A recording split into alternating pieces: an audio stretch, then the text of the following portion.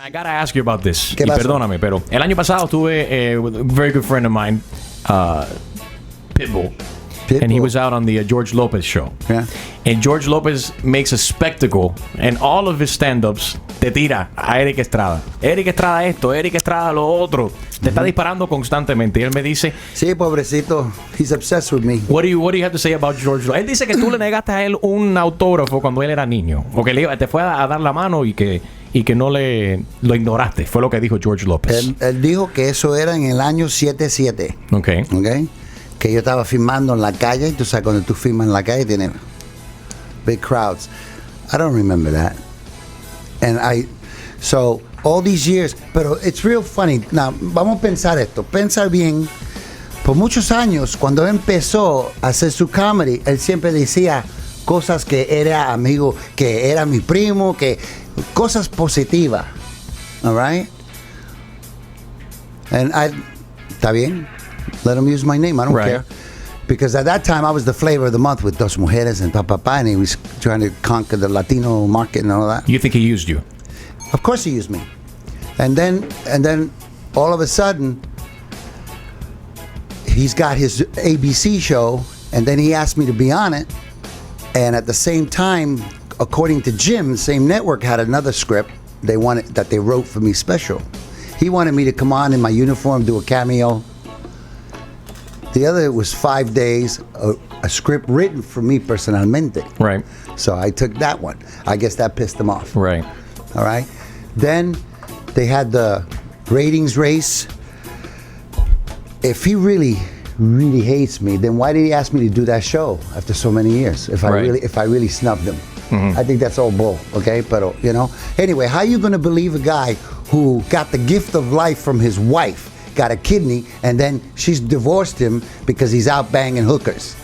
All right, just look at GeorgeLopezCheating.com. Just go on the internet. It's right there. It's in the press. It's public knowledge.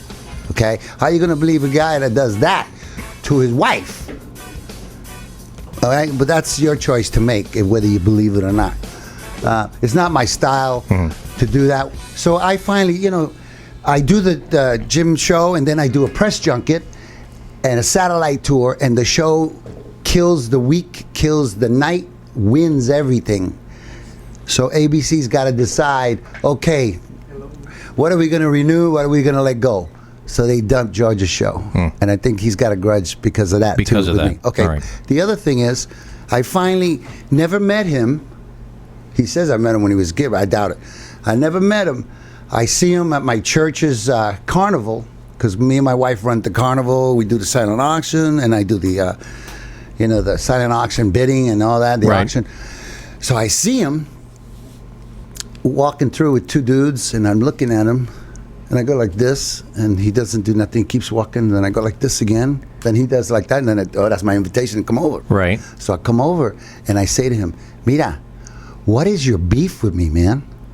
And he says, and he's got glasses on. He don't take them off for nothing. And I'm in his space. You know the police space that we talk about? Right. You know that absolutely. The arm's distance, but you were in there. I'm in there, and I'm going, dude, what is your beef with me, man? He says, well, when I was a kid, you didn't shake my hand, man, and you were like my idol.